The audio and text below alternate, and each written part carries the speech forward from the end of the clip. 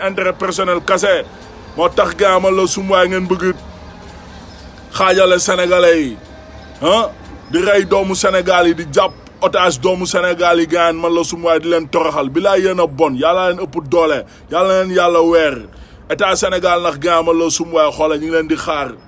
waaw liy but di gaan si réew mi xoola soldats yi ay sénégalais nañ nee naa la xoola drapeau bi benn la vert jaune rouge te militaires yi li ñuy yëkkatee drapeau bi moo gën a doon farata téeméeri junni yoon parce que sécurité ak kaaraange gaanu Sénégal bi yëpp nañuy xeex te di ko sàmm ok loolu moo ñu ëppal njëriñ gaamal la sumuwaay xoola ay football wala sport wala wareefa waaw parce que c'est la sécurité nationale de tous les Sénégalais ok yesaay alors message bi loolu la woon waaw suñu frère yi ñu jàpp otage fële si Casamance état bi nag gaaw xeexal leen ngir yàlla wa rasulullah liberté pour les militaires pris en otage par le malfaiteur Salif Sadio et son association de malfaiteurs MFDC tous ñebe muy but yi waa man la sumuwaa ji tir